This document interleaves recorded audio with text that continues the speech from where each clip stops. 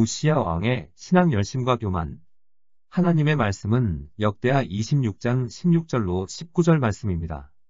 그가 강성하여짐에 그의 마음이 교만하여 악을 행하여 그의 하나님 여호와께 범죄하되 곧 여호와의 성전에 들어가서 향단을 분향하려 한지라. 제사장 아사랴가 여호와의 용맹한 제사장 80명을 데리고 그의 뒤를 따라 들어가서 우시야 왕 곁에 서서 그에게 이르되, 우시야여, 여호와께 분향하는 일은 왕이 할 바가 아니요 오직 분향하기 위하여 구별함을 받은 아론의 자손 제사장들이 할 바니 성소에서 나가소서. 왕이 범죄하였으니 하나님 여호와에게서 영광을 얻지 못하리이다. 우시야가 손으로 향로를 잡고 분향하려 하다가 화를 내니 그가 제사장에게 화를 낼 때에 여호와의 전 안향단 곁 제사장들 앞에서 그의 이마에 나병이 생긴지라. 이 시간에는 우시야 왕의 신앙 열심과 교만이라는 제목으로 말씀을 묵상하겠습니다. 하나님을 잘 아는 사람은 하나님께서 하시는 말씀을 잘 듣는 사람입니다. 이런 사람은 하나님의 명령을 소중하게 생각합니다.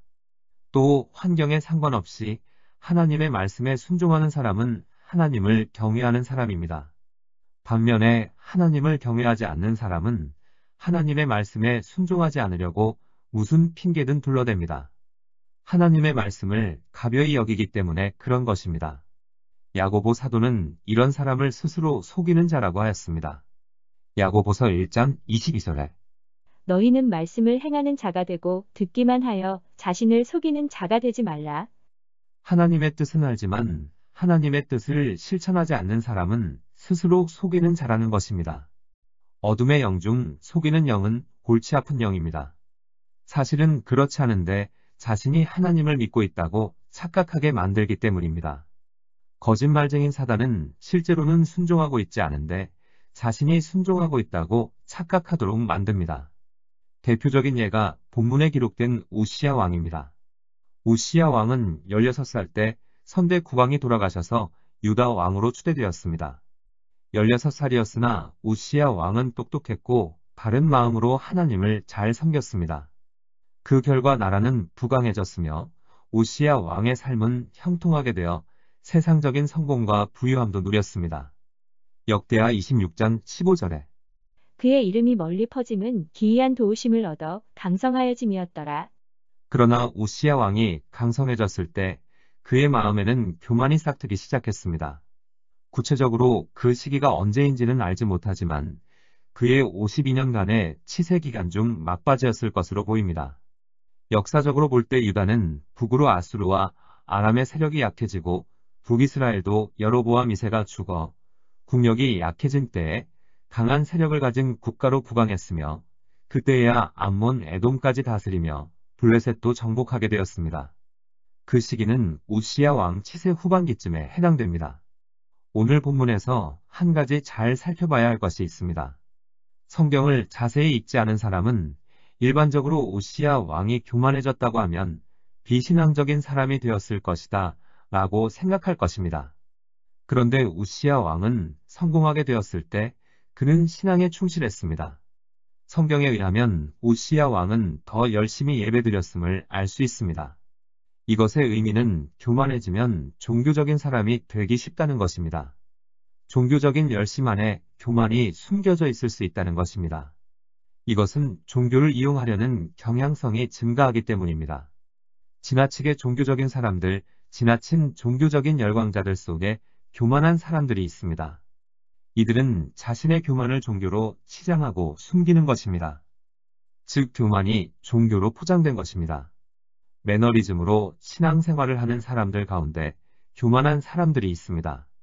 문제는 이러한 사람들 속에는 하나님을 두려워하는 마음이 없다는 것입니다. 하나님을 경외하지 않는 곳에는 참된 겸손도 없습니다. 본문 18절에 제사장 아사랴가 우시야 왕에게 이르되, 우시야여, 여호와께 분향하는 일은 왕이 할 바가 아니요 오직 분향하기 위하여 구별함을 받은 아론의 자손 제사장들이 할 바니 성소에서 나가소서. 왕이 범죄하였으니 하나님 여호와에게서 영광을 얻지 못하리이다. 제사장 아사랴가 우시야 왕에게 이 말을 하자 우시야 왕은 왜 화를 냈을까요? 그것은 교만했기 때문입니다. 왕 자신이 제사장이 하는 일까지 전부 다 할 정도로 큰 권력을 과시하고 싶은 욕망이 우시야 왕에게 있었던 것입니다. 하나님께서는 인간에게 찬양과 경배를 받으시되 인간의 방법이 아닌 하나님 자신의 방식대로 영광을 받으시길 원하십니다. 그러므로 우리는 하나님을 섬길 때 자신의 기준이나 방법이 아닌 하나님의 방법대로 섬겨야 합니다. 하나님께서는 자신의 목적을 이루기 위하여 예배를 수단화하는 사람을 원치 않으십니다. 그런데 우리는 하나님을 나의 욕심과 야망과 탐욕을 이루기 위한 도구로 생각할 때가 있습니다. 그리고 우리의 종교적 허영과 사치심을 충족시키기 위하여 비신앙적인 태도를 가지고 있는 것이 우리의 모습입니다. 이러한 모습은 하나님을 하나님으로 모시지 않는 커다란 불경죄입니다. 그래서 우리 안에 계신 성령께서 탄식하시는 것입니다. 우시야 왕은 제사장 아사랴의 권면을 회개와 돌이킴의 기회로 삼지 않았습니다.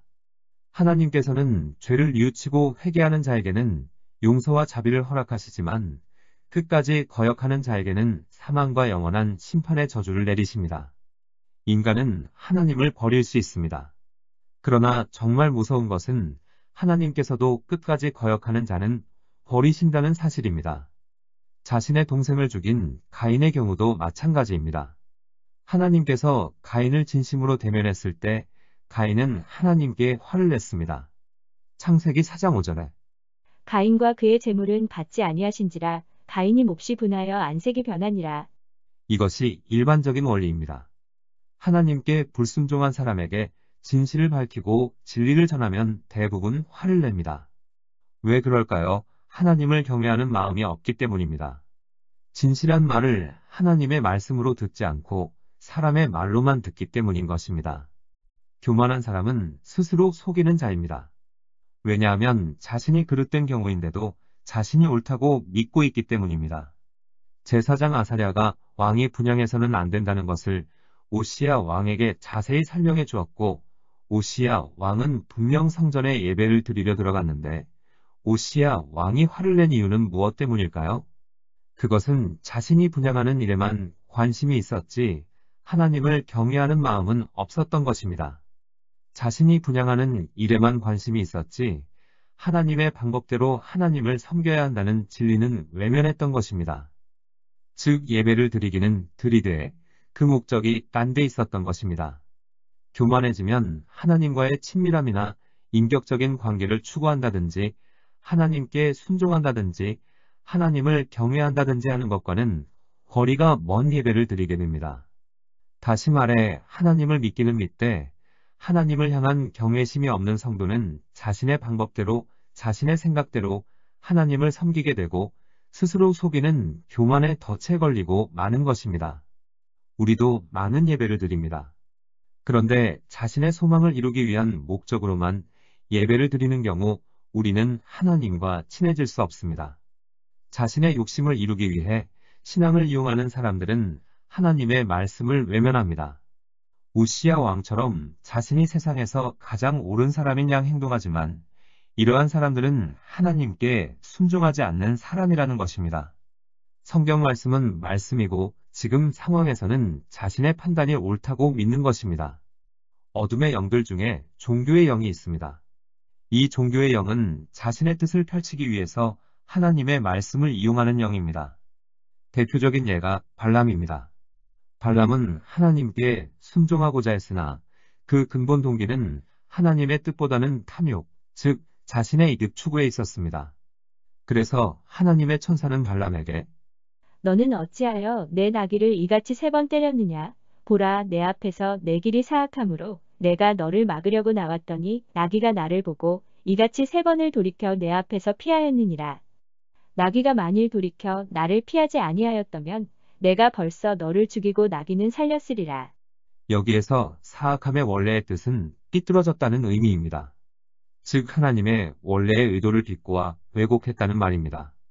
다시 말하자면 하나님의 뜻을 비틀어서 자신의 이득을 위해 이용해 먹었다는 뜻입니다. 이것이 바로 종교의 영에 사로잡힌 사람의 모습입니다. 로마서 10장 2절로 3절에 내가 증언하노니 그들이 하나님께 열심히 있으나 올바른 지식을 따른 것이 아니니라. 하나님의 의를 모르고 자기 의를 세우려고 힘써 하나님의 의에 복종하지 아니하였느니라.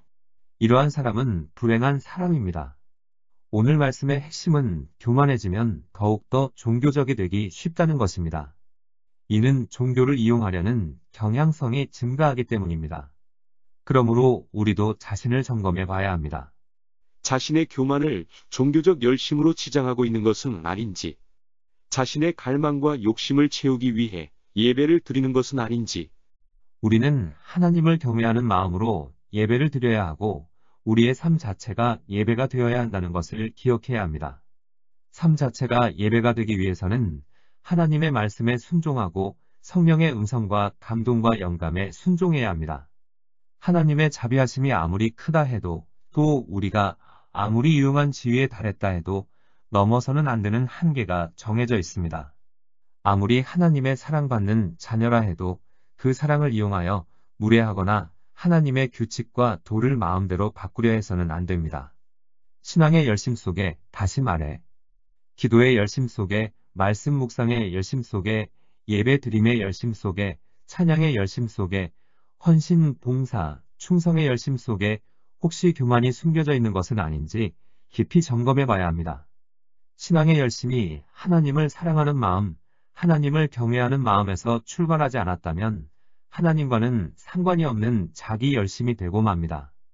모든 신앙의 열심은 하나님을 사랑하는 마음, 하나님을 경외하는 마음에서 출발해야 합니다.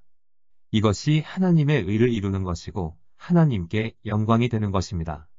하나님의 은혜를 망각하고 엉뚱한 생각을 했던 우시야 왕에게 하나님은 나병을 징벌로 내리셨습니다. 나병에 해당하는 히브리어 명사 차라하트는 문자적으로 징계에 매하는 의미를 가지고 있습니다. 나병은 육체적 고통뿐만 아니라 사람들로부터 멸시받는 정신적 고통까지 있으며 격리 수용되어야 하는 질병이었습니다. 오랜 기간 동안 선정을 베푼 우시야 왕의 실수에 대해 나병의 형벌을 내리신 하나님의 뜻을 짐작해 보아야 합니다. 기도하겠습니다. 하나님, 우시야 왕을 통해서 신앙의 열심 속에 교만이 숨겨져 있었던 것은 아닌지 돌이켜봅니다. 무슨 일을 하든 하나님을 사랑하는 마음, 하나님을 경외하는 마음에서 출발하여 하나님의 의를 이루고 하나님께만 영광이 되게 하옵소서. 예수님의 이름으로 기도드립니다. 아멘. 하나님께서는 내 형편이 어떠하든 내 신분이 무엇이든 무슨 죄를 지었든 변함없이 나를 사랑하십니다.